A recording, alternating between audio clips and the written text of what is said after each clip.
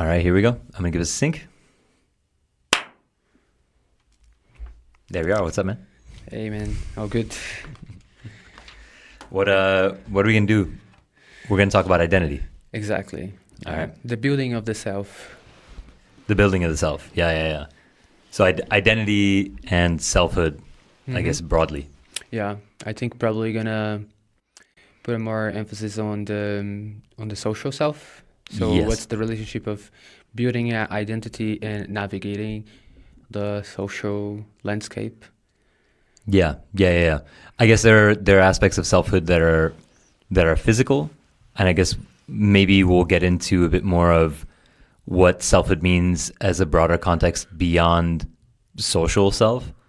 But probably we will focus mostly on the social individual because I think that's probably the most relevant. Yeah, and that's the kind of topic that we can relate to also real world phenomena. So things that we can see in the news or surrounding us, and we can probably explain or understand better when we understand how identities are built and what's their purpose, function, and what's involved in that. Yeah, for sure. So I guess we'll start with, we might have slightly different definitions of selfhood. For me, it's the beliefs that we maintain. So I take the identity of the individual to be the output of the sum of the beliefs that we have, and that the beliefs are all prioritized relative to one another. So this includes not just our social beliefs, but our physical beliefs, including how we navigate the physical space. So I see it as like a mutable hierarchy of maintained beliefs. But how would you define the self? Well, I never thought of the self in a very physical helm of it, or on a very individualistic kind of perspective in it. So I probably have been always thinking about the social self, especially because I think that the self exists because of the social. For me, it's a schema for somehow an imaginary agent.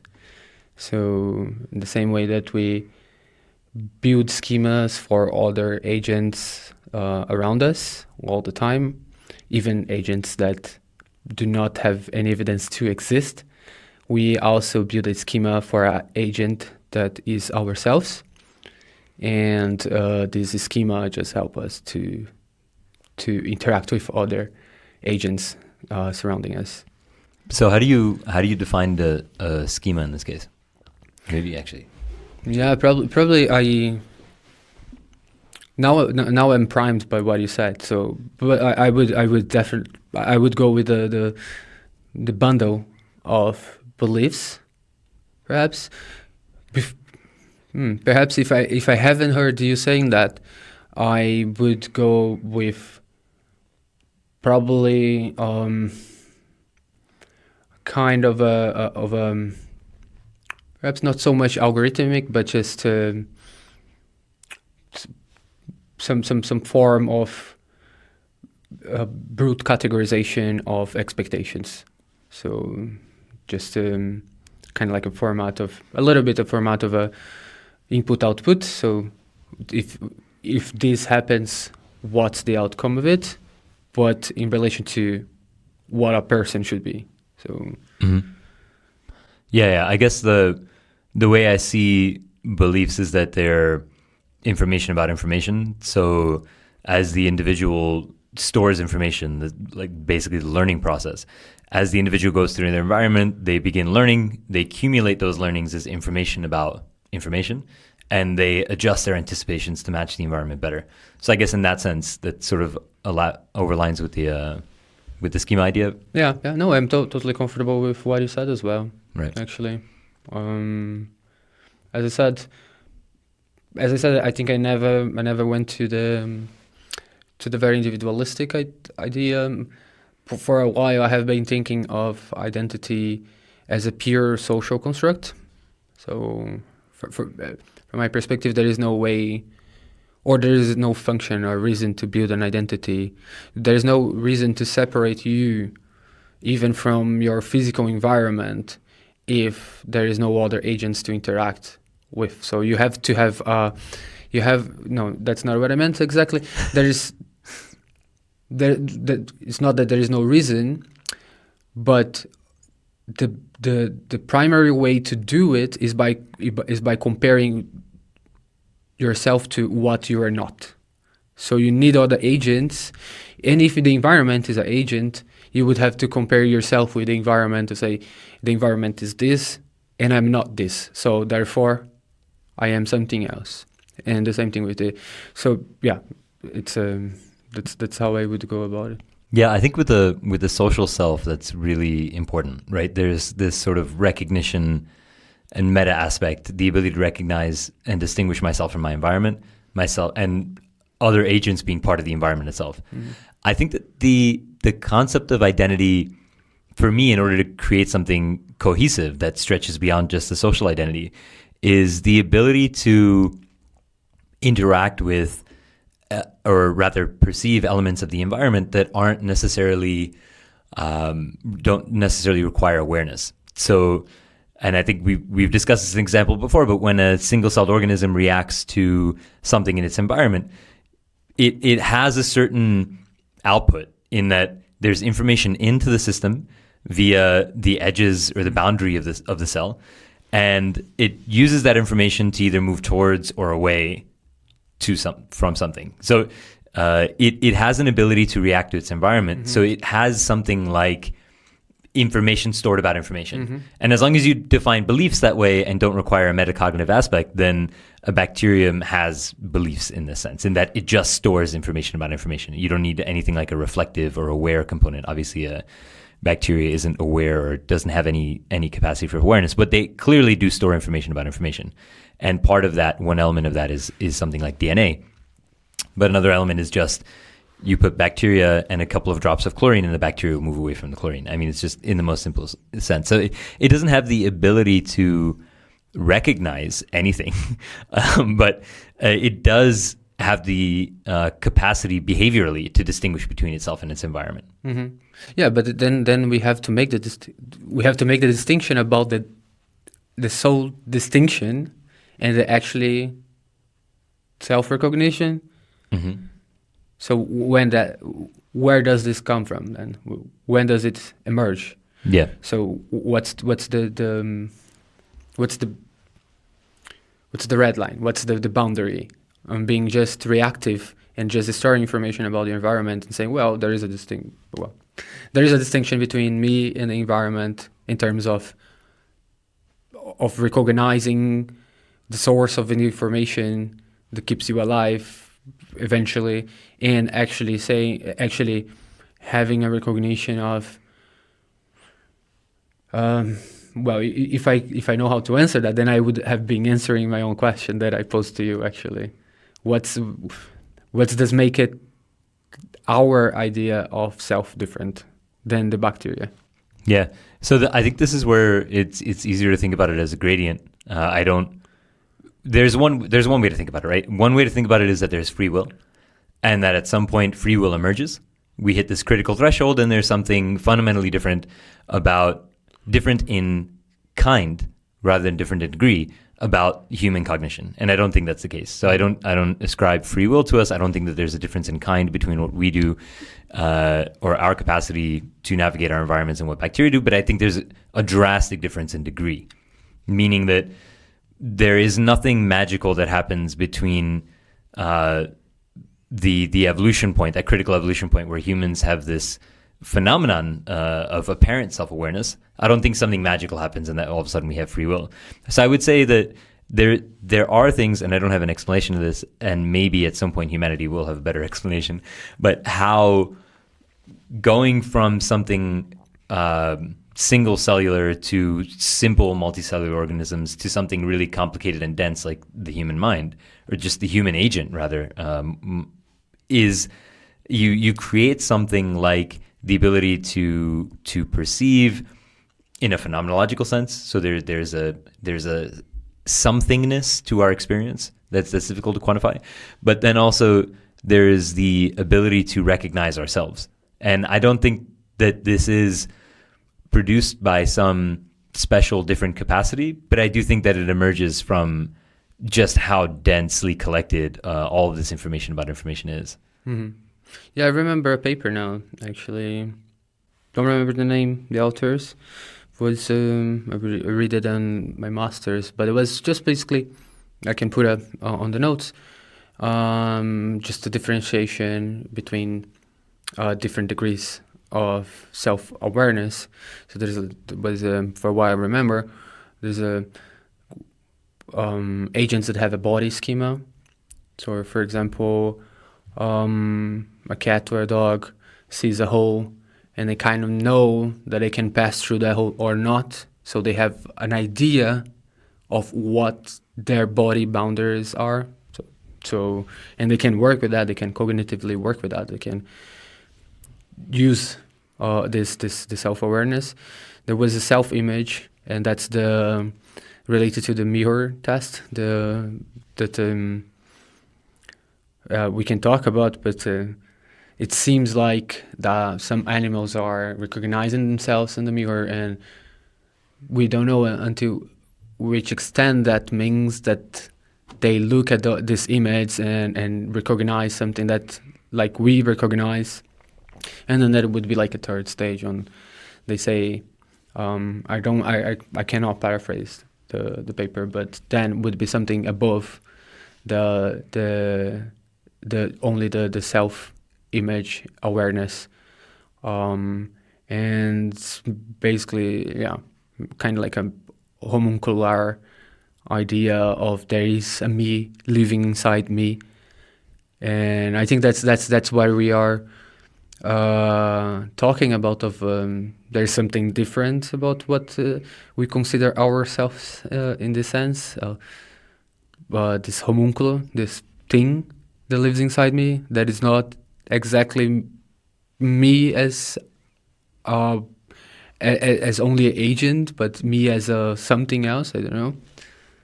Yeah, I guess the way I think about it is that, so I think a critical concept is something like proprioception, the ability to recognize the parts of your body even when you can't see them. Mm-hmm. So I know that my hand is behind my head right now, and I know I can actually touch it with my other hand without looking at either hand. Mm-hmm. And so that, I think that's quite important. The thing is that the ability for a single cell to react to damage and say, okay, well, the damage is coming from the left side. You know, if we have a single-celled organism on a plane, the damage is coming from the left, so I will move away from it, right? And then also, a deer doesn't need to think that's my left foot.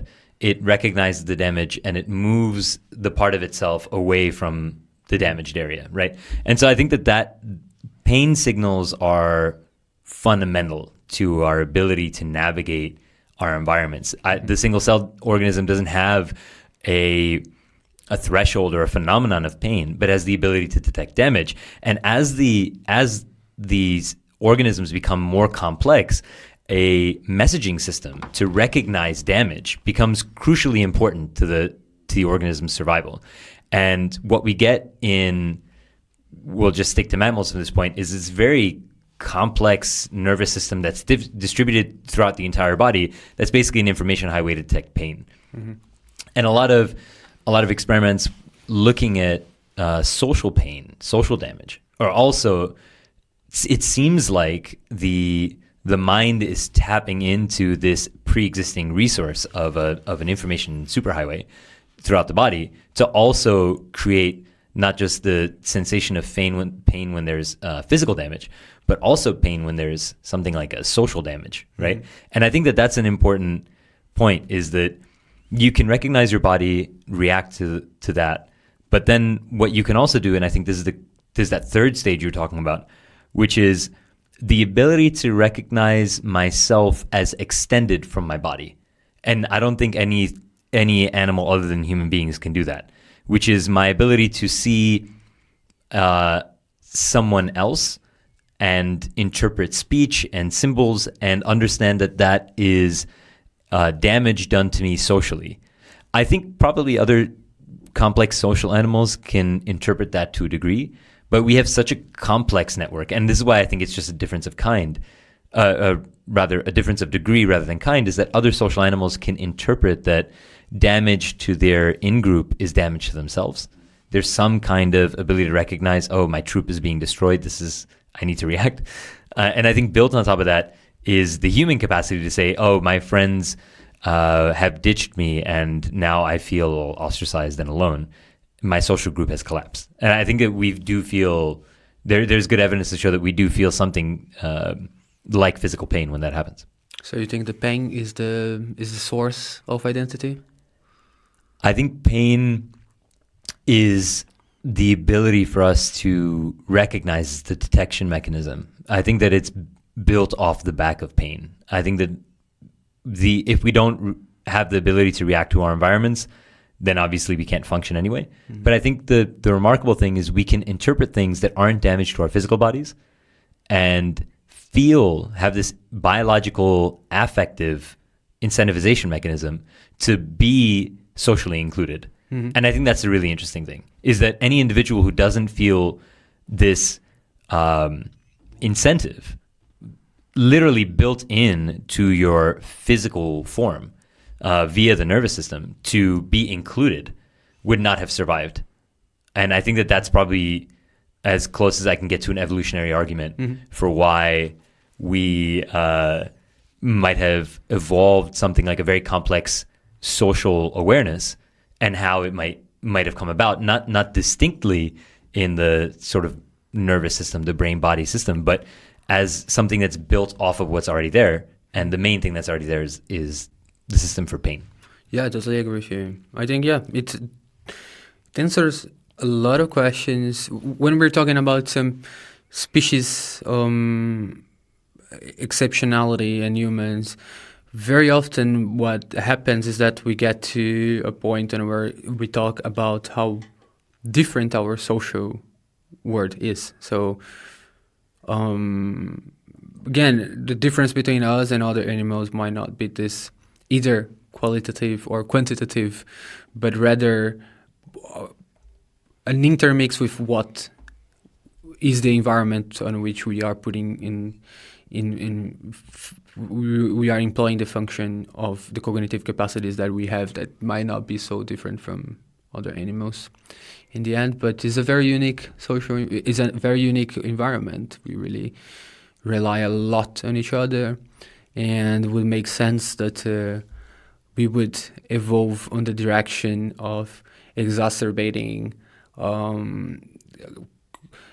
reward punishment mechanisms related to anything that is social, including building self-identity.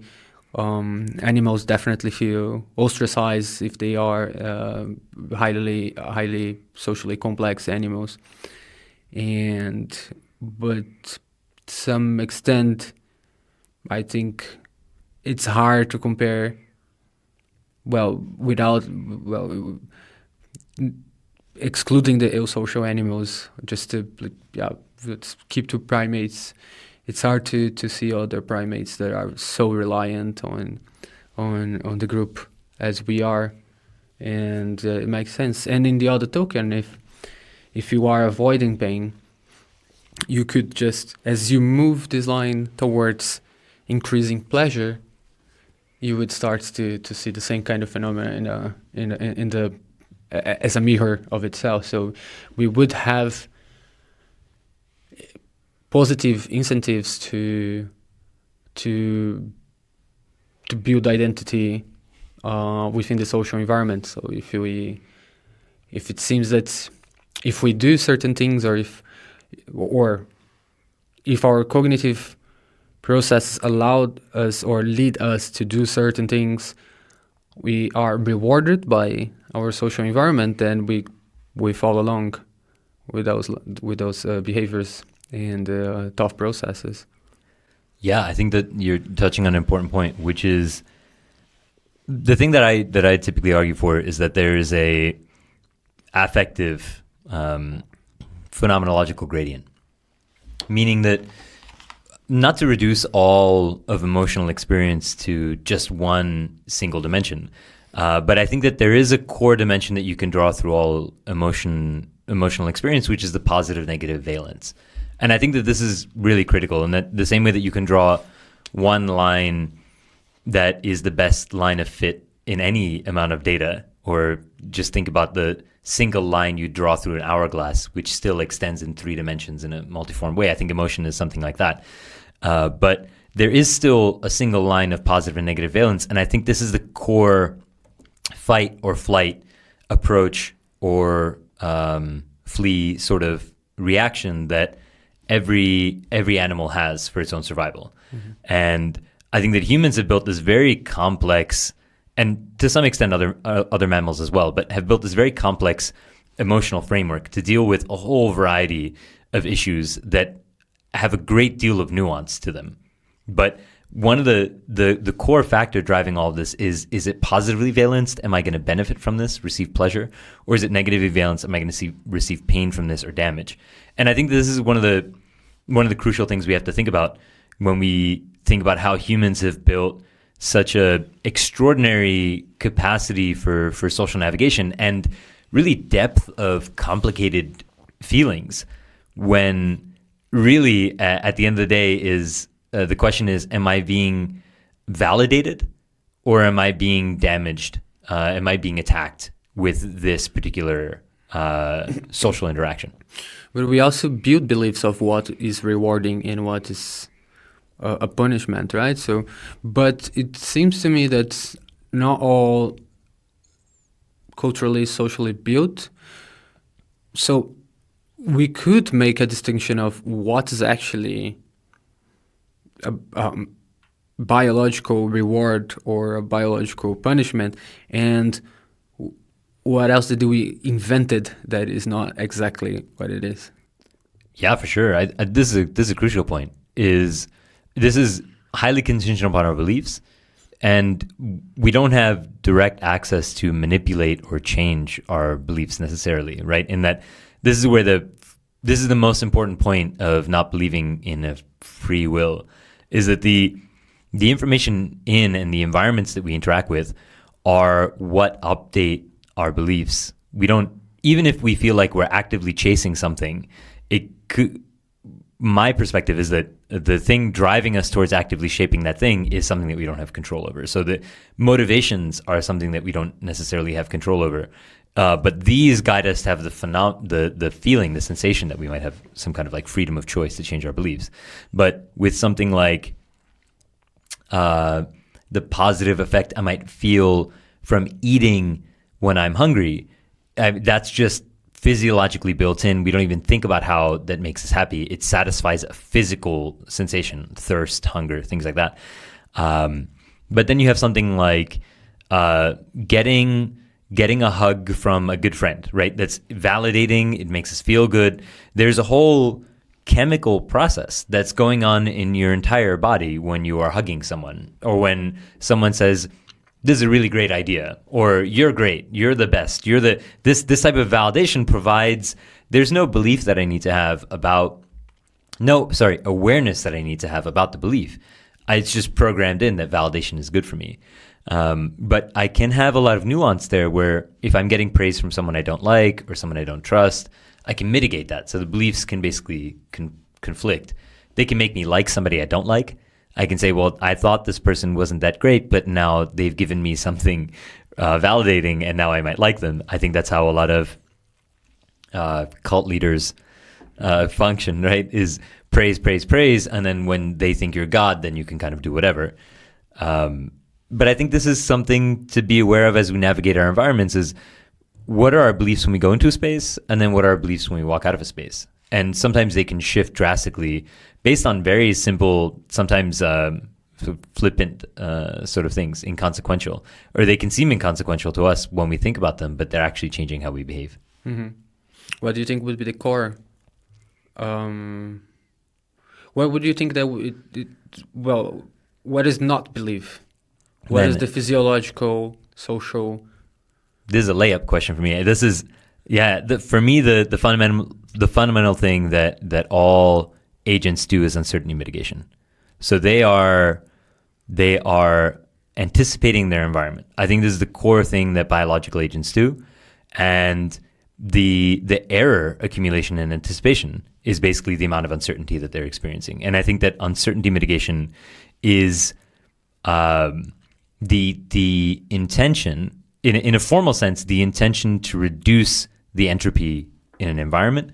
In a colloquial sense, it is the desire to resolve the uncertainties in the environment. So basically, the distribution of the possibilities would be something like a very high degree of entropy, because there are a lot of possibilities, each which are, say, have an equal probability. That would be an extremely high entropy state.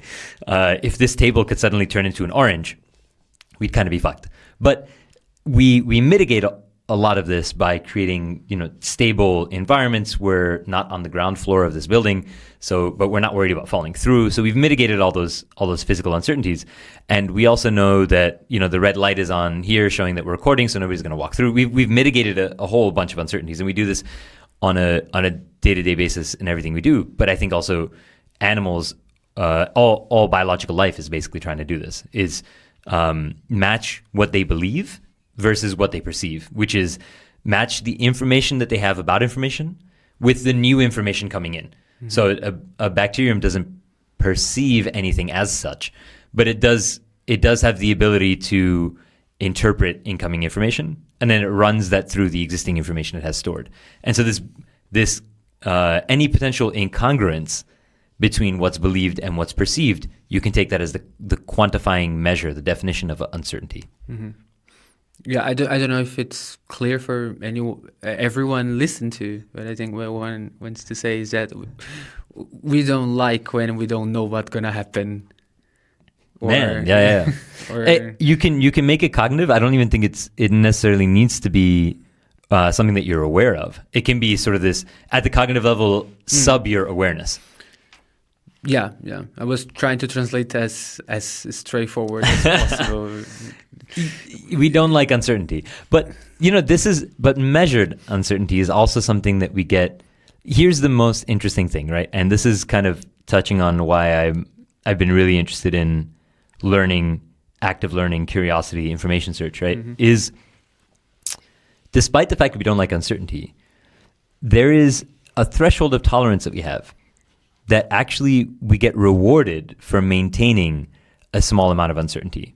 This is a really interesting thing. Curiosity is saying I have a moderate amount of uncertainty that is manageable for me, and chasing that moderate amount of uncertainty is actually validating, which is how individuals can actually learn anything. We don't try to mitigate uncertainty entirely. Mm-hmm. It's mitigate most of uncertainty and hover at this very small amount of maintained uncertainty, which is why we leave the house at all.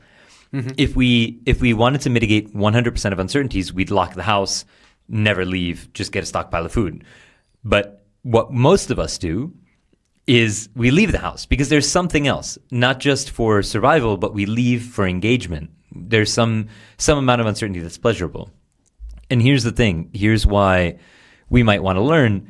If say I'm in, I think most people experience this with their mathematics education. If I'm experiencing an amount of uncertainty which is tolerable because I also receive validation and I'm able to explore the curiosities, then I'm maintaining the right amount of uncertainty to be able to get fulfillment from that. Mm-hmm. If that uncertainty reaches a higher amount, meaning I'm threatened with bad grades, I receive no validation, the teacher's going too fast, then the uncertainty reaches a certain threshold where it goes from pleasurable to displeasurable very quickly. Mm-hmm. And I think this is the important thing that we have to keep in mind and maintain when we're navigating our environments. Another good quick example is when I'm on a roller coaster, there is uncertainty. Mm-hmm. But the moment that uncertainty goes from pleasurable to unpleasurable is when the person next to me flies out of their seat, mm-hmm. right? Mm-hmm. If their head gets chopped off, it's no longer fun. But right up until that point, it's very fun. But there is uncertainty. Mm-hmm. Yeah. I don't know. From my own perspective, well, to begin with, scientists would not exist if we didn't like to try to. Well, we are mitigating uncertainty, but we are also moved by curiosity and trying to find out. When we start an experiment, we have expectations, but we have no idea of what actually going to happen. Otherwise, we wouldn't do an experiment for that, right? And it seems that most of human history, it's moved towards, it's moved by people who were trying to discover, at the same time mitigating uncertainty, and at the same time being open to what actually can happen. So if you would just conform to the state, just this unchangeable state that you are in, you would never, as you said, get out of your house.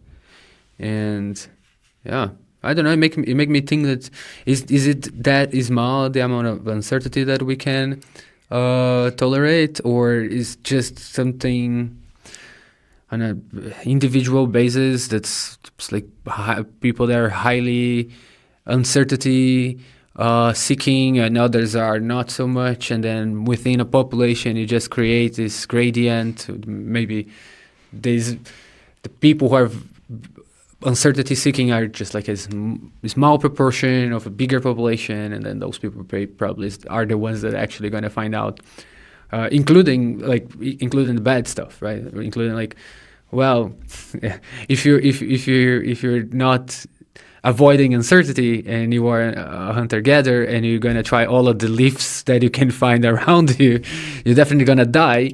But other people are going actually to benefit from your death because they're going to learn that, okay, so we should not eat that. So maybe in the population level, it could be something that would make sense, that we always would have like perhaps people that are very motivated to seek the unknown, and others, or the majority, would not. Yeah, you definitely hit on an important point, is that the threshold of tolerance for uncertainty is, like everything else, a gradient, right? Differences of degree among different degrees of difference. And it's important because we have people at both ends of the spectrum in our society. We have, at the extreme end of low tolerance for uncertainty, we have people with a lot of phobias. Mm-hmm. So if you have somebody with agoraphobia, and usually that's accompanied with a whole bunch of other conditions, other phobias, other fears, they probably aren't going to leave their house. So that is an amount of uncertainty mitigation where the threshold's very, very low for their tolerance. But then you have people who are at the very high end, and they are also a minority of the population. So you have this sort of even distribution, maybe even that the amount of people that take more risks is larger than the amount of people who take zero risks. I think probably it might be a balance like that. I couldn't make a case. It's just more of a hunch. But it definitely follows something akin to a normal distribution, in that most of the people are somewhere in the middle, and then you have the extremes. But yeah, like you said, we need people who are trying stuff. I think every extreme sport was only ever invented by somebody who has a high threshold for uncertainty. New methods for doing things. Every person who explored any type of terrain or any novel environment, all those people had a higher threshold for uncertainty. There were most of the people who said, I'm going to stick right here.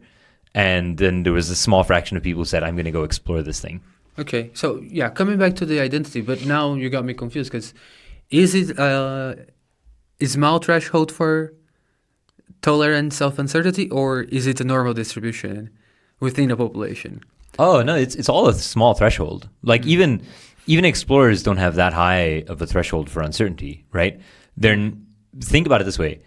Most of the things, even when you're exploring something new, you're still controlling most of the things. Mm-hmm. You're not eating a new leaf and jumping off a cliff, right? There's still a tolerance threshold. Like when you are getting on a boat to explore the ocean, you're still making sure that the boat is good, right? You're not trying to sail on a log. That would be a very high threshold for uncertainty, and those people die off pretty quick. Like you said, I mean, there's no way to have a very high threshold for uncertainty and survive. But within this range of low tolerance for uncertainty, there is still a range. Again, differences of degree among different degrees of difference, right? Like it's not just that there's a degree, it's not just that there's a gradient, that there's a subgradient. And at the lowest end of the main gradient, there's a little subgradient where there's a normal distribution, right? And I think that's what's really important. So in the case of identity, we are mitigating uncertainty when we are building it, when we are unconsciously like unconsciously, let's use the word, but we are mitigating uncertainty. So we are trying to predict our social environment by affirming the person that we are, the agent that we are, the beliefs that we have. So we're trying to hold up to the beliefs that mostly put us on the position of knowing what's going to happen on our social environment. Yeah, I think that we build this sort of socio-ecological niche, a niche meaning like a small segment of the population that we can inhabit as individually as possible, that manages our social and environmental concerns. I think this idea of building a socio-ecological niche is really important to understanding how identities come about. Mm-hmm. Because we want to be individuals, but we don't typically want to be so different that nobody understands anything about anything we do. Mm-hmm. Because then you'd be too strange. And so we have these parameters of the types of identities you can build, and we don't need to necessarily be aware of this. That awareness, that mitigation of uncertainties, social pressures, conformities, even leaders conform, mm-hmm. right? So you have this ability to perceive when you are being liked or disliked, and that's a built-in ability. So you come with that ability, and then you use that to navigate your environment. Mm-hmm. There are a lot of prevailing theories, like you have one called terror management theory, which is basically it's very evolutionary, very reductive, but it basically says we all have a fear of death, and social inclusion allows us to mitigate the fear of death, right? It's very, very straightforward. You also, and I can put links to these in the show notes. You also have something called sociometer theory, which is where basically trying to measure ourselves against other people constantly. And we don't need to be thinking about this. It's not that we are constantly thinking about it. It's just that passively in our awareness, we judge our position in society. You have the uncertainty identity theory, which is that we're trying to mitigate uncertainties. You can basically see how all of these sort of overlap in that it's that you take an agent, and as they navigate their environment, they're trying to mitigate their uncertainties. The idea of being included, that's one of our main drives. We're trying to mitigate the uncertainty of ostracism because ostracism might mean death. All of the theories about identity seem to point in this direction. Mm-hmm. I'm very sympathetic to all those because what I argue for with a hierarchy of maintained beliefs, the idea of survival, I think, is one of the central beliefs, one of the most prioritized beliefs that we maintain. So we have a belief that society engenders, allows for our survival. And I think that that's why most of our behavior is be included in the group. And what, and how that happened that we get ourselves to conform to the identity within group A and not group B? I mean, it should be an accident, right? It should be random that we end up being hold up. Like once you are in the group, and once you make the commitment with one identity, you're just moving away from the possibility of switching, because then you have the social network on which you are part of and you are arranged. And the thought of changing your opinion about anything that your group doesn't agree with, it's painful. But how did we end up in that group in the first place? So part of it is definitely random, right? Dude, where you grow up, the consequences of your birth, of your upbringing, the body that you're in, right? All of these things play a huge factor. And already determine a lot of the initial trajectory of what you're doing. Your assigned gender at birth, all of these things play a big role in how you're perceived.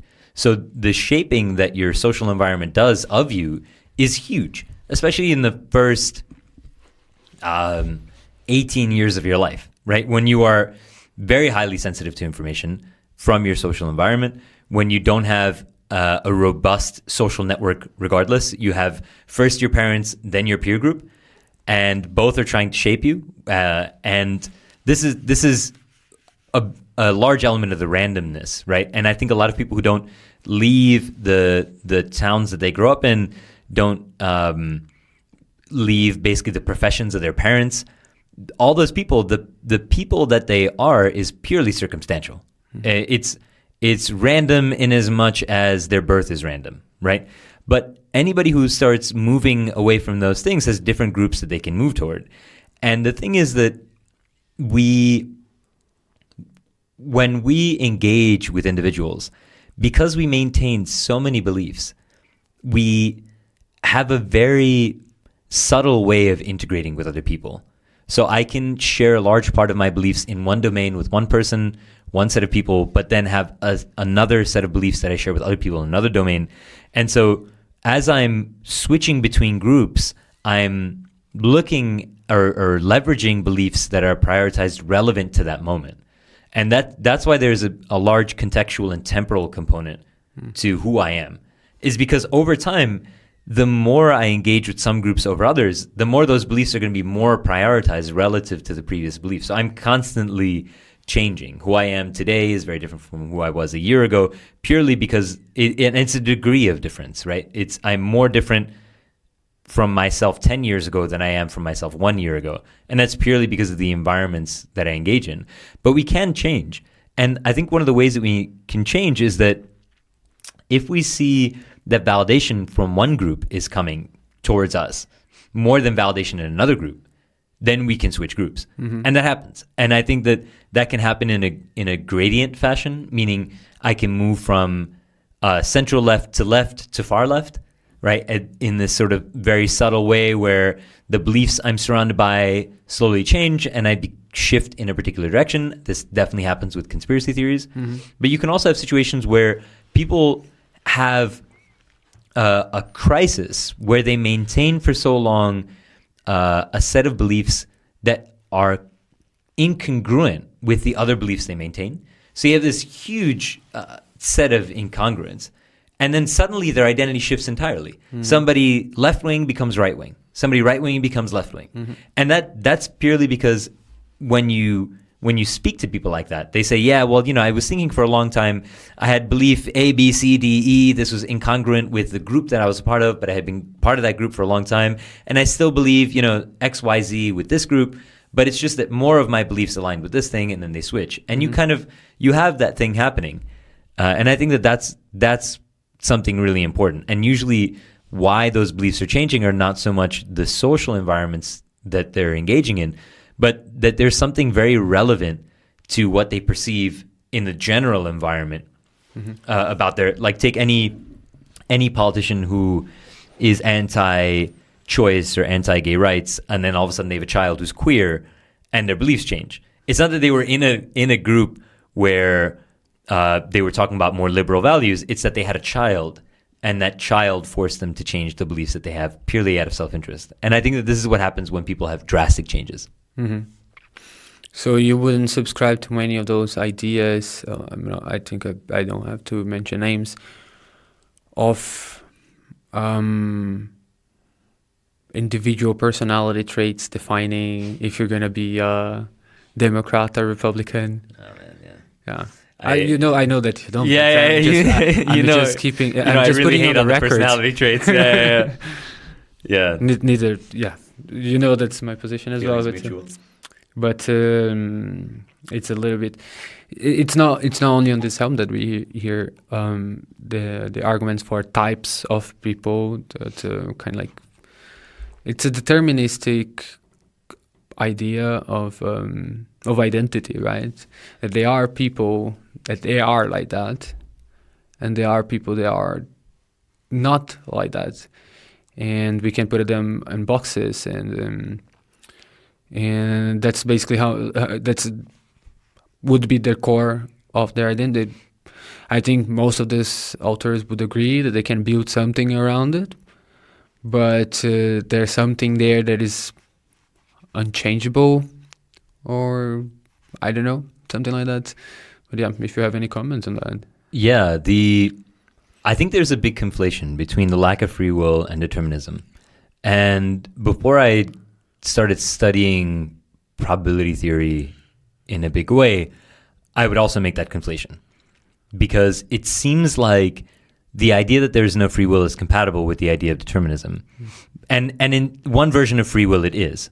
But I think determinism is more compatible with something like fate, which is that the end is written, which to me seems absurd.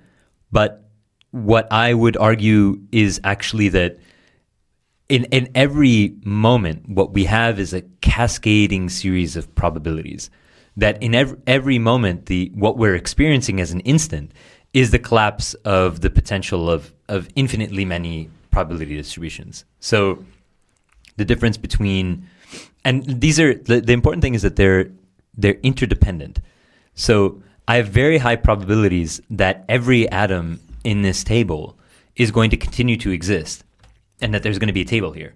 If some fraction of them don't, the likelihood that it is significant enough that I can pass my hand through a table is very small. But the reason is not that we're taking every distribution on its own. It's that they're dependent. Their outcome is dependent on one another.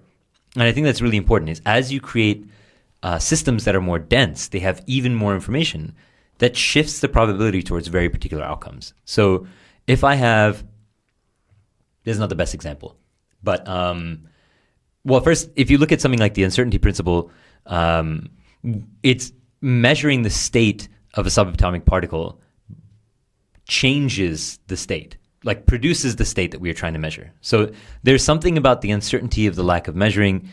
It's a bigger topic than I think we want to get into, but the main thing is that we don't experience that same uncertainty as individuals because we are so dense. There's an innumerable amount of subatomic particles that are making myself up, and there's even a degree of variance in every instant, right? Of the ones that are making me up, things passing through me. There are things passing through me right now, but by things I mean subatomic particles, right? I mean, the idea that say if I'm going to flip a coin, again, it's not the best, but I think this is a close one. Is if I flip one coin, the outcome's 50-50. I can say there's a 50% chance I get tails, 50% heads. But if I'm flipping 1 billion coins simultaneously, the likelihood that I get, say, one head and 999,999,999 tails is extremely unlikely, right? And so the point is that I'm by flipping so many coins simultaneously. This is a bad example because they're not interdependent, but the probability distribution is, meaning that there's a range of likelihood of outcomes somewhere between 500,000, plus or minus. There's some deviation there. That's what we're talking about when we're talking about probability. Maybe this is too abstract. But hopefully that provides some kind of usefulness to when we're talking about the progression of things and the lack of free will. We're not talking about determinism in that A produces B. We're talking about trillions of A's collapsing in a given moment and then producing the outcome, and the outcome is something like B. There's a high likelihood that things will carry on. There's an inertia there in the probability, and I think that that's really important. Maybe that.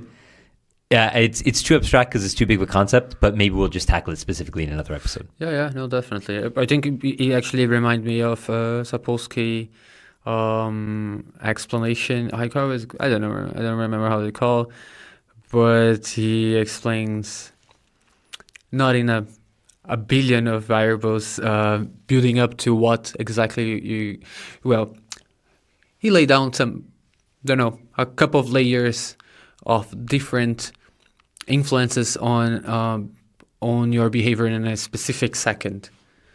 So how your how your hormonal patterns are in the exactly moment, what's your cognitive state in the exactly moment, how your endocrinal patterns the day before, how did this led, how until what was your upbringing, what culture you were, what is your evolutionary history, what was your ancestors doing, which species, like so the whole thing, it's an influence on that particular decision that you're gonna make on that exactly second. Yes.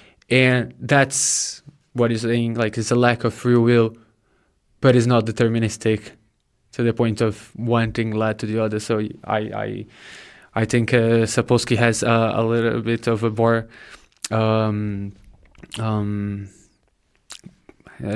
clear. Concrete example. Yeah, you're right. No, because I think your explanation is clear, but I think he's a little bit more didactic. It's less esoteric. Yes. Yeah. His example and is really good, so we can put the link as well. It's a good talk. It's always nice to hear to Sapolsky and. Sapolsky's really something. I mean, it's amazing because we're really a fine-tuned chemical balance, and everything we eat, everything we breathe in, I mean, even the air, is impacting our decisions. Somebody could have said something different to you before you walked into this room, and your mental state could be different. Yeah. And that's really phenomenal. And explaining it the way he does is a really good point, because there's so many factors, some larger than others, each that place a constraint on the outcome. Like the thing that's placing the largest constraints is the fact that we're humans, right? And that's the evolutionary history. And the smaller constraints are how much I slept last night. But still, these could have huge variations in the outcome. But it's still that when you look at the largest factors, they are impacting it the most. I'm not going to start shouting and climb a tree and then fling my feces. It's just very unlikely. But I will maybe say something that humans also say. And that's also really the set of constraints that we place based on the variables we look at. They're drastically different in weight.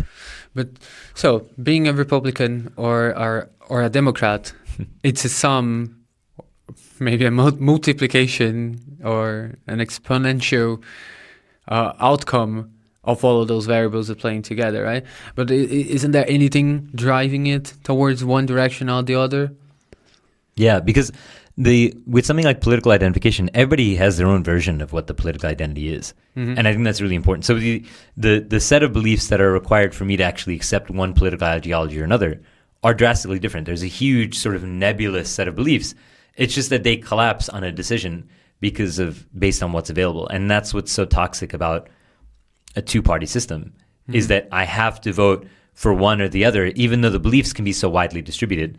Not that a parliamentary system is the best system out there, but it's definitely better than a two-party system where you have forced choice, worse, like horrible or worse. You know? Yeah, but very often there's this phenomenon of two parties. Even when you have 20 in a country, it's true. Two parties get to polarize opinion, right? So you end up within the box in this sense, because you are voting or you are supporting a specific party, but it's mostly because you don't like the other one, and then you are already within the group of that party. Because you have coalitions, and I think that coalitions are automatically an improvement. They're not perfect, but they're definitely improvement on the two-party system. But it's just hard to isolate now in my mind ideas of identity based on I don't like it, because most of the people don't like stuff, and that's how they build political identities.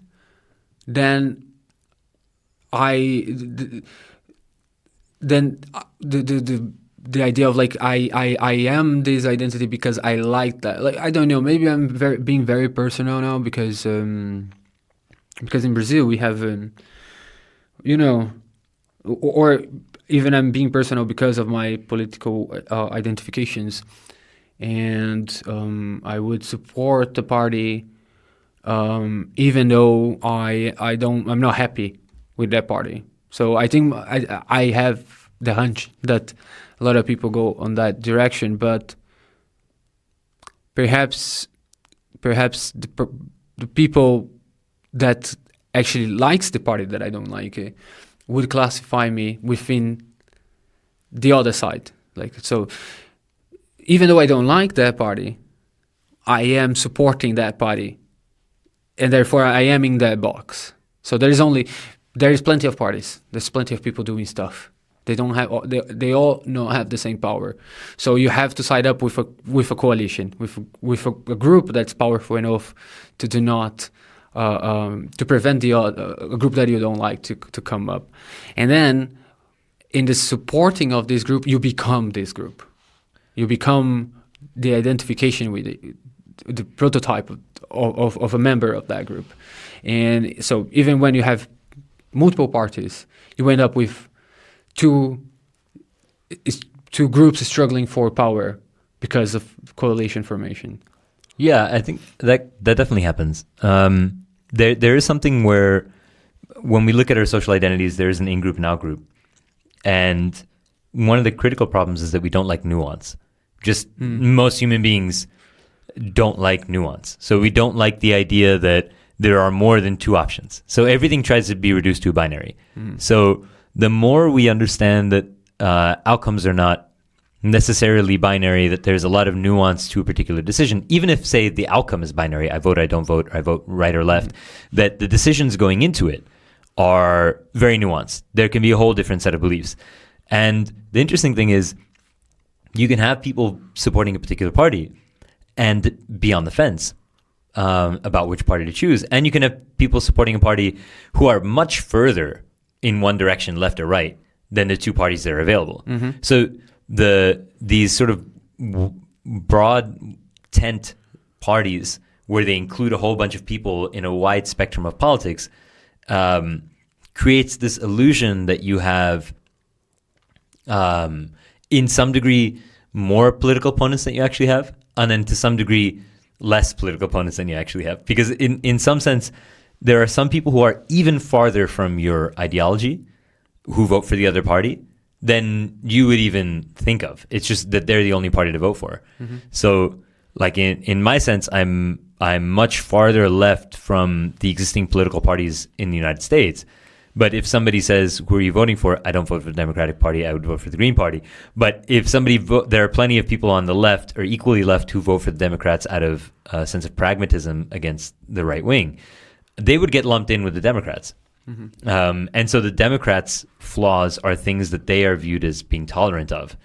And this is also the interesting thing, is that it reduces politics to a small set of issues that people find more salient. And this is highly problematic in terms of how we look at identity. Because when we look at identity, what we ought to be doing is considering a wide range of beliefs. And we don't want to reduce beliefs to very simple sets of terms. We want to actually understand that individuals are very broad, very complex. We want to give people the benefit of the doubt. And this is, I think, more than anything else, what breeds empathy, which we lose when we reduce people to numbers, which we say we don't want, but we do. And that's a critical thing, is we have to take every number and put the human bits back in and understand that it's a human, and then we can sort of build empathy, because there are going to be beliefs that we have that we share. But could that be that there is a hierarchy of identities, and there is, above all, just the in-group, out-group? Well, what do you mean? I mean, humans navigate many different layers of social groups, right? And we can identify ourselves in relation to the other person. What is the social environment that we are operating on? So we can dress different identities depending on where we are. But so we have to have this capacity to hold multiple identities, maybe even with conflicting beliefs within this. Like you can. I don't think so. Yeah. Well, I don't think you hold already conflicting talked about- identities. Yeah. yeah. Conflicting identities. Okay. Conflicting beliefs. Like a scientist, they're super religious. I don't think that they're conflicting beliefs. I think that from our interpretation of their beliefs they can make it seem like they conflict. Right? But I think that they probably have some process of integration with those beliefs. I can behave in some way, like to bring back the election example, because I think it's really easy, is I can say I'm pragmatic and I believe that pragmatism is the most important, so I can vote for a party that doesn't believe what I believe. And so somebody from the outside could say, well, they have conflicting beliefs because they're voting for this party, but they say they believe these things. But the person who's making that vote can actually prioritize other things that they think makes it worthwhile to vote for that party for. Yeah, right? No, I get it. And so that's not a conflicting belief or a conflicting identity. Yes, there is a prioritization. Exactly. Yeah, I get. Yeah. Beliefs are definitely relatively prioritized relative to one another. You can be religious and still go to the doctor and get medicine Sure. if you and you can still pray. And it depends on your religious belief. Yeah. But that was not the point actually. The point was that I was thinking that maybe on the top of the identity is the identification of there is an in-group and an out-group, even though if we have all of those social environments that we have to operate, above all of them, there is a higher idea of the self, which puts me in direct opposition to like a binary definition of me and the other that I am not. So that's because what I'm trying to get to is the existing of the polarization in itself. Which I think is because of the way how power works, because how power transits from within political, not political parties, but like groups and coalitions. So how the way that the power operates within groups leads to polarization of power. And that's reflected in the way, it could be reflected on the way that we build identities on, well, I can have the identity of being a good son, a funny friend, a loving spouse, a good student, holding all those identities together. But above all, I know that I am not a Republican. Or you know what I mean? Just like I know that I'm not that kind of person because there is only my kind of person and the other kind of person. I don't know. Probably what I'm saying it's completely bonkers. It doesn't make any sense. But I'm trying to figure out if there is anything that leads to a mother categorization or like I don't have a better term.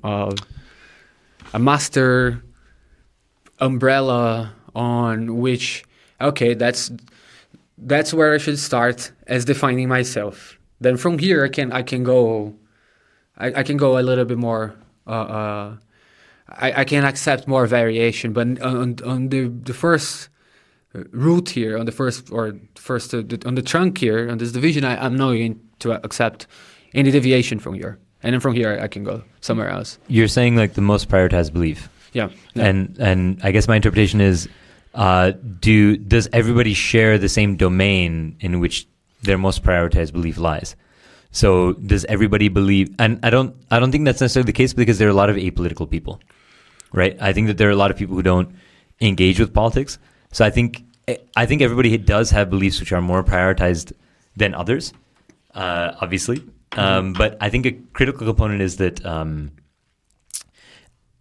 the beliefs that we maintain that are most prioritized are going to be the beliefs that we also engage with on a daily basis. So you can go from apolitical to highly politicized just by engaging more with political environments and then all of a sudden beginning to prioritize the beliefs that you think are achievable by maintaining political beliefs. So I believe people should have access to education and healthcare, and I think that being politically engaged is the best way to achieve this. And so all of a sudden those beliefs become more prioritized. I can also believe that politics divide people and therefore all I have to do to be a good person is go to work every day, provide for my family, and make sure I'm a good person in my immediate environment. And so these two people would have completely different, highly prioritized beliefs, right? One is to remain apolitical, one is to remain political.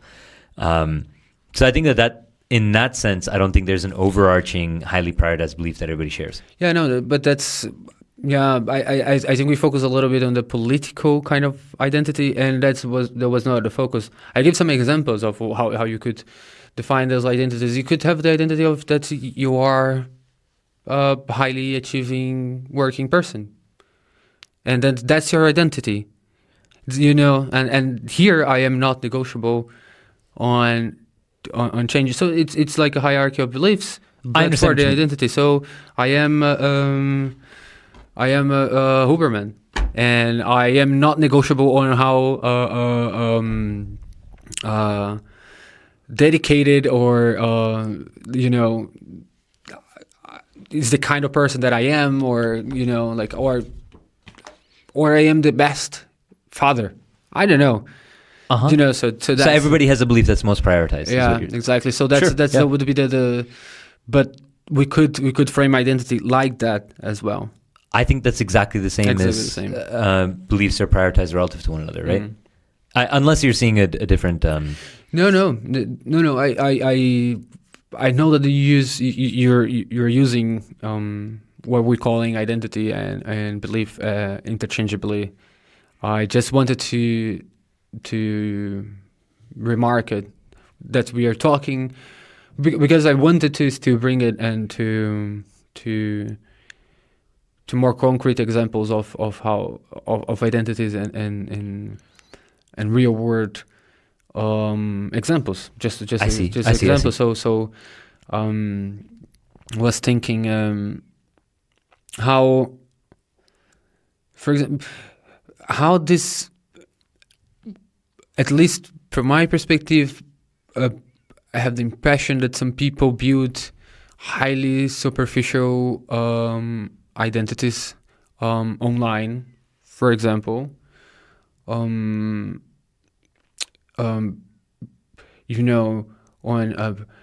just being some kind of influencer that has this kind of like, we can list attributes there, like I'm charismatic or I'm funny, and but in the end it's not a very meaningful kind of identity, but just entertaining. And maybe you really it's obviously some people can just build this for the social interaction within a content creation platform, so they just I'm acting to be this person there. I am not this person in the daily life. But we actually meet some people in the daily life that have kind of identities which are seem to be a little bit superficial on their engagement with the rest of the social environment, their engagement with big issues, or the engagement with... We can have identities that are superficial in their engagement with their own families or whatever you can take. But yeah, I was thinking that we could talk a little bit about this frivolity or superficiality of building for yourself an identity that's dissociated with what probably me and you would consider important matters. So I think that there are two differences. One is the identity that you maintain versus the persona that you can build. Mm-hmm. And I think this is an important thing to distinguish. It's wise to bring it up, is that we can build a persona which is not the identity that we incorporate into who we are, mm-hmm. but it's just something that we put out into the world. And I think that social media influencers, social media personalities, media personalities in general, politicians are building personas. Mm-hmm. And so there's something that we perceive as inauthentic, and that's just a natural repercussion to the desire to appeal to a very large amount of people, mm-hmm. rather than the small people in our social group. We can maintain identities that are very specific within the social groups that we maintain, because there are going to be a small number of people, say 1,000 of them in our immediate social environment that we can engage with regularly, just a couple of hundred even. But when we want to engage with tens of thousands, with millions of people, we ought to build personas, because those personas are devoid of any of the substance that identities actually have. Like the politicians, the media personalities, the influencers, they're not full individuals in terms of the way we see them. They're just personas. But that's not the point of building or to having an identity, to be liked, to be accepted within a group or within a social environment. I don't think that they're trying. There are two things there. One, if I'm trying to be an influencer because I think that the validation I might get from people that I meet in the street, or just the money, is going to improve myself and who I am, then that's one thing. But they're still building a persona to achieve that. Mm-hmm. There are people that throw themselves fully into it, and I think that that's probably unsustainable. I think that you're going to have a very difficult time putting your whole self into a very large media personality. You might suffer consequences in that the feedback that you're going to get is going to be highly targeted at you. And so people build personas to shield themselves from that damage. Again, it appeals to more people, and in appealing to more people can also has the potential to be more popular. I think that this is a really important thing.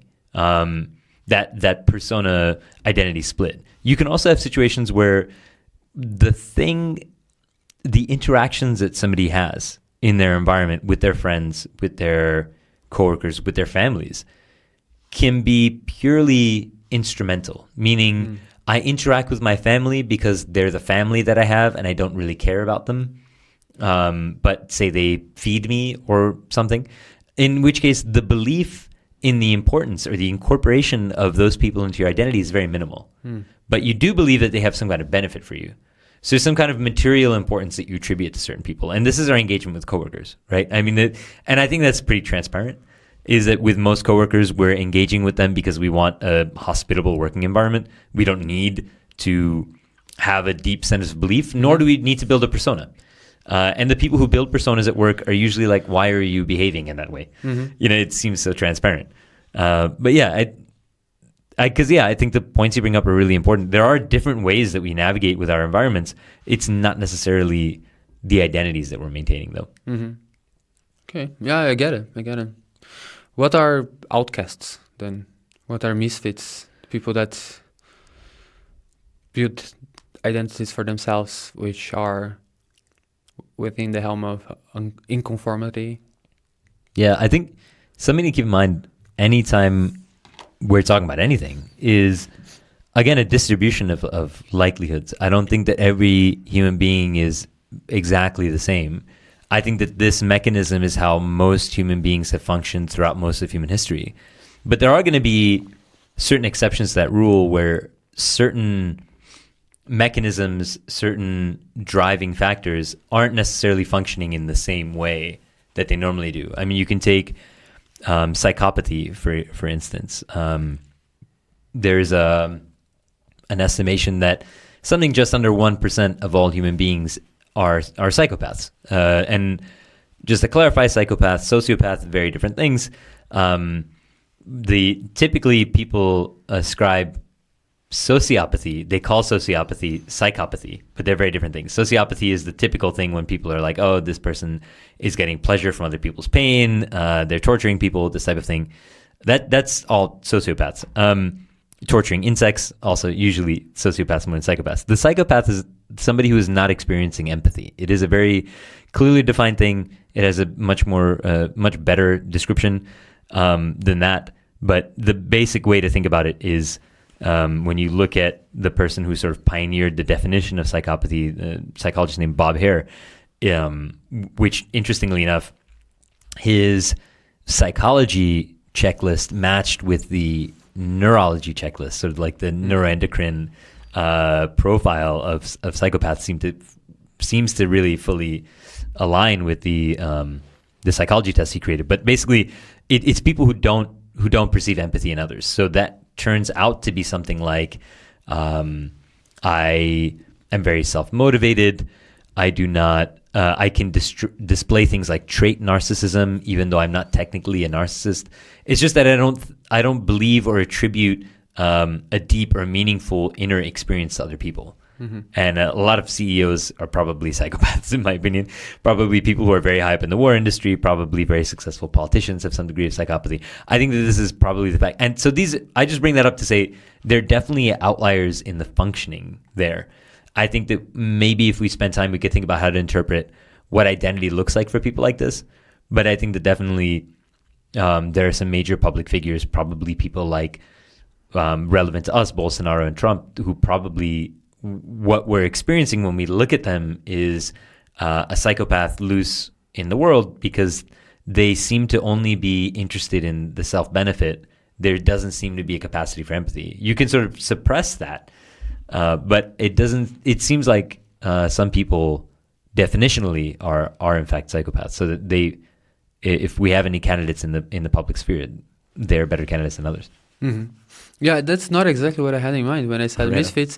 Cool. But it was super interesting what you just said. Yeah, you just got me thinking.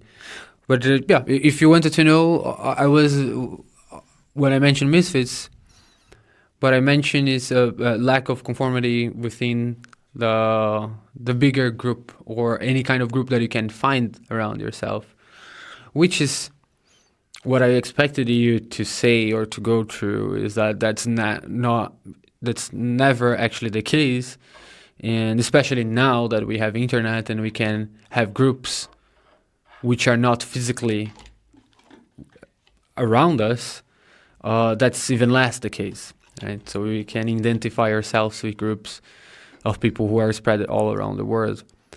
But it's a really important point. But I was just thinking about the misfit as a group itself. So identifying yourself as non-conformed with the social rules, the social group, which is the majority or which is the normalized, just puts you inside of another group. Yeah, definitely. Yeah. If your group of friends are the misfits, then you aren't misfits at all. You have your own group. You have your own group, yeah. And I think, like you said, the internet is a critical vehicle for extreme beliefs, because everybody around you can say, that's not something I'm going to tolerate. This sort of self-censorship that we're able to do, because we curate one another, and we also let people know that things are not okay. Behavior is not okay. That certain types of speech are not okay. We do that with one another. And this is sort of the micro-conformities that we engage in. Kids do this as well. They're like, that wasn't funny, or they'll make fun of somebody for something. And then the person will adjust their behavior. Mm-hmm. If I make a joke and a lot of my friends are uncomfortable, I'll say, well, maybe I shouldn't make that joke anymore. I could do that. Or I could say, well, I'm going to hang out with these other people who think this joke is funny. Mm-hmm. And so there's this sort of curation.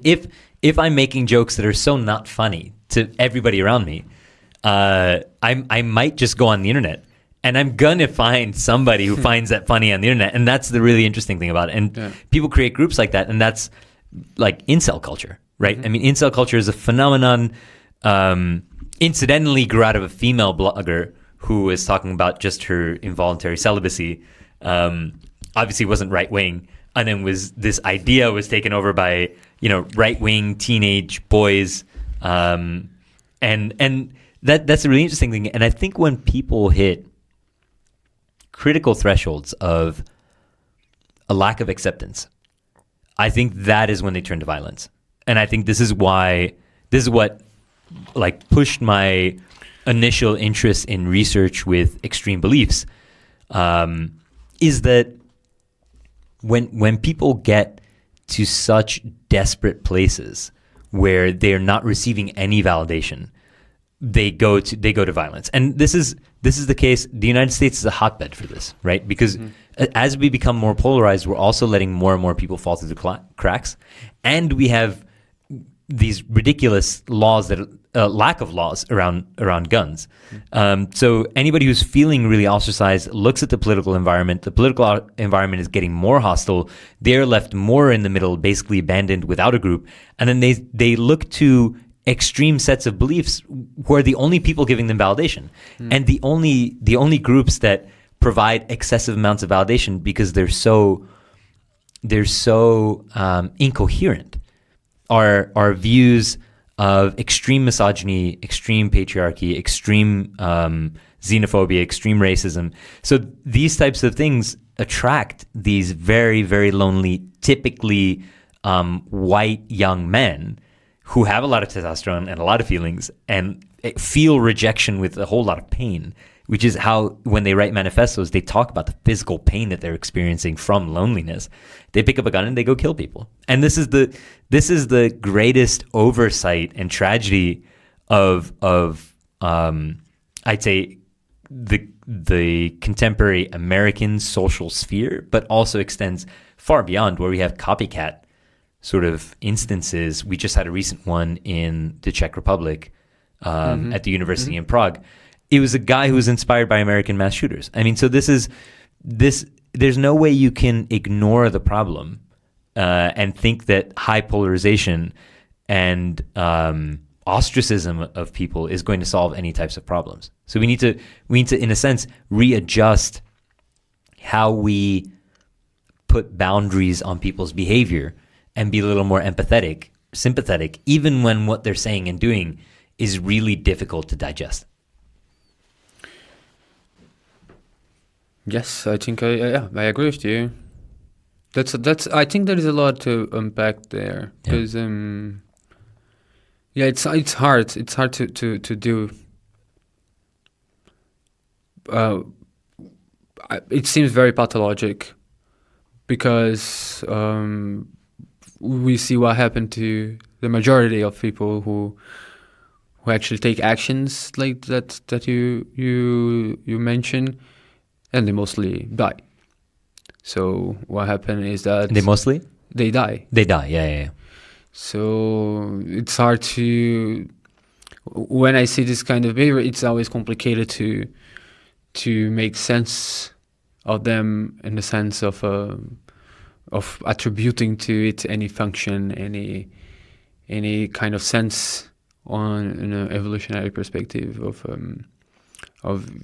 like that's expected. That's, well, obviously we can talk about Durkheim's suicide ideas and altruistic suicide, egoistic suicide, and things like that. But it may be for another talk. But I think it's just that we're definitely for another talk as well. But I think when we experience frustration, and this core part of identity is that there's some kind of motivation to engage with the world.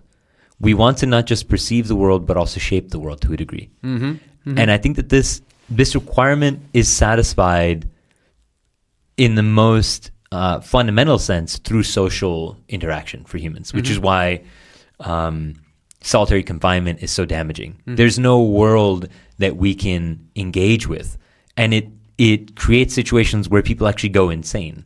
So people lose their sanity because they're not able to interact with and engage with their environment. So this ability to learn through engagement is so fundamental to who we are and how we function that we need to really build that back into the cornerstone of our understanding of people. We've built it, unfortunately, we've built a deep understanding of that, unfortunately, in the worst parts of humanity, which is doing things like solitary confinement, which is probably some of the worst torture that you can do because you're destabilizing, deconstructing the mind of an individual, right? But if we reintegrate that into our understanding of healthy lives, how important learning is, how important validation is, social interaction, I think we will also not just use it to the disadvantage of people, but use it to the advantage of people. And that's really important. Yeah, it makes me think that maybe there is an important component on identity, which is enable you agency. Definitely. Right. So whatever you are, whatever you define yourself by, it has to have some kind of power to create something or to move something around you on your social environment. Yeah, one of the and when you look at manifestos like incels, like white nationalists, what they're talking about is the lack of agency. I mean, literally, involuntary celibate is I have no agency over my sexual prowess. And why that turns into misogyny is they're like, well, women seem to have full control over my ability to be fulfilled. And there's this misogynistic idea of looking at other human beings as objects that you have privileged access to that you're being denied. This is like the fundamental idea of incel culture. And they feel like they've lost control and other people have control. You know, these Chads and Stacys, like incels call them. And with white nationalism, it's that we are being, white people are being replaced, and that the power that white people have is being lost to people of color. And so the whole idea is that people feel like they are losing power and they need to act. And so the idea is, well, I don't get to engage with, I have no autonomy or agency over my environment. So what I'm going to do in a final act is have that agency. And I'm going to punish people in the same way that a child lashes out because they can't express their ideas. They might lash out violently or start screaming and crying because they're not being understood.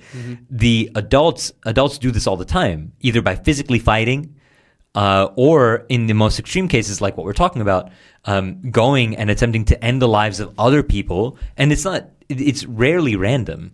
The people that they attack are the people that they feel that they've lost agency from. The people that they feel are infringing upon their agency. Yeah. So, summary that what we have been talking is the ways that identity are built we could list first group appraisal, or just the perception of being included within this group. Now, capacity of your identity providing you agency, and belonging to the group. The belonging is already avoidance of ostracism, and we mentioned something else in this conversation now. So there's agency, this group belonging. There's the beliefs we maintain, and there's also the idea that we didn't really mention as a phrase, but is core to a lot of the topics we're talking about, which is the maintenance of someone's self-concept. So my conception of myself, consistency, is something that I try to maintain. So I try to maintain a positive conception of myself, and I avoid negative conceptions of myself. And I think that a core thing of what we see when people are depressed is that they maintain a negative conception of themselves, and it's very difficult for them to get out of that cycle. And I think that that's one of the core features of depression, whereas very more fulfilled or happy people maintain very positive conceptions of themselves. And there's a degree of external influence on that conception of yourself, but a lot of it is belief-based and internal. There are people who are depressed who maintain that negative conception of themselves, who are in environments that are supportive. And so there's this aspect where it's not in your hands whether your maintenance of your self-concept is positive or negative. There's some people who nobody likes, but they think they're great. And so that this is, again, lack of free will. But there's something else about the heterogeneity within the group itself. So there might be reasons on which you would maintain an identity or build one if you wanted to achieve a higher status within a specific group. The same token, there are people that conform to identities within a group on which they are actually on the bottom of it. Hierarchically? Yeah. And that's strange, right? That's depends what it affords you. Yeah, depends. Yeah, if the outside option is worse than being within the group, you would accept to be in the lower position as long as you belong somewhere, right? So that's belonging again. Yeah. But you could be motivated to maintain a social identity or even promoting it if you are at the top. Yeah, definitely. And there are cases where the organizations or the groups that we're part of are not things that we incorporated into our identity, but the benefits we get aid our identity. Think working for a corporation that we don't like.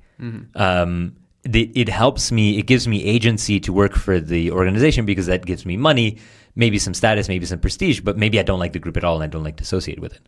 So I think that there's also the element of that where there's an instrumental engagement with certain groups, some formal, some informal, which might provide me something externally for my identity. So So identity make us feel hugged. Make us feel hugged? Yeah. It make us feel powerful. It can, yeah. I guess it depends on what we believe. It make us feel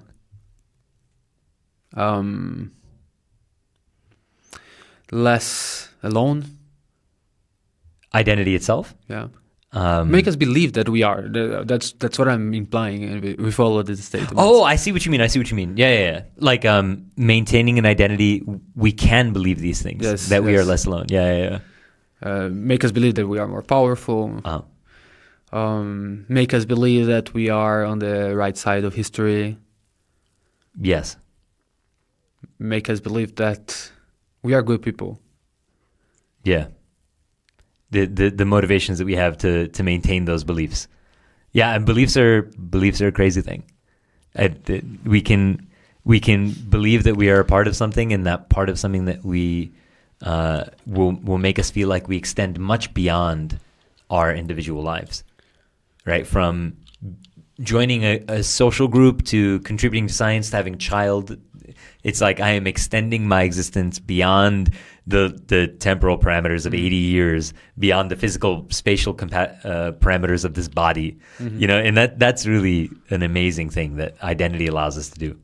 Yeah, that's super. Yeah, that's interesting. I don't know about you. Yeah, we might have to wrap it up. Yeah, we are on. Yeah. All right, right on. All right, until next time. Till next time.